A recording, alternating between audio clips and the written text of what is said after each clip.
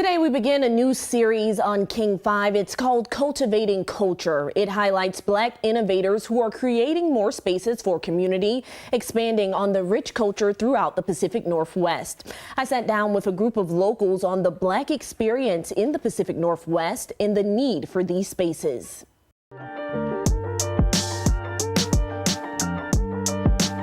I thought that bringing us together would be a great way to see basically the dynamic of how you see life in the Pacific Northwest based on where you're from. You all coming from the South, I'm also from the South, and then of course you all are from the Pacific Northwest. So let's start with, I guess, the transplants. What was your initial thoughts when you arrived here in Seattle?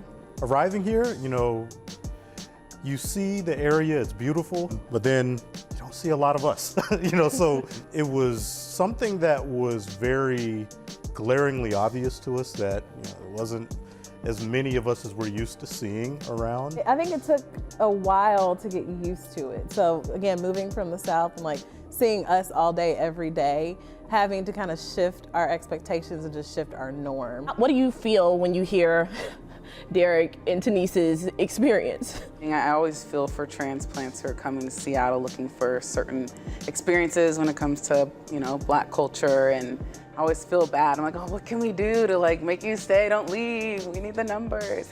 And so I feel bad, but also it's unique for me when I've been to Baltimore, places like that, and gone through the grocery stores, and I only see Black people for aisles and aisles, like the cash register, the customer.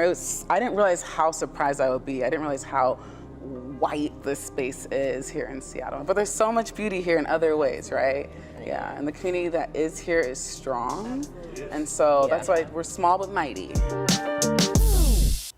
That was just a small piece of the full conversation. We will show more of this discussion starting tonight at 4. And Mimi, just hearing the different perspectives, it was a great opportunity to see that basically, regardless of if you're a Black person from the Pacific Northwest or from another major city, we all understood why it's important just to have those spaces where you feel safe. It's a sense of belonging, right? Where you feel like, hey, I belong here. And having more people who look like you and being able to be in community with those people is such a huge part of your identity. I would assume that when you come to a place like Washington, where the percentage of Black people in the state is 4%? 4.5, yeah. Hard to find spaces like that. So it's hard to find, but once you do find those spaces, you will see, as she mentioned, the community here, the Black community here, it's small but mighty. So this week we will continue to highlight some of those safe spaces and different ways that people are finding community and connecting transplants and people who are from here, just bringing everybody together to have a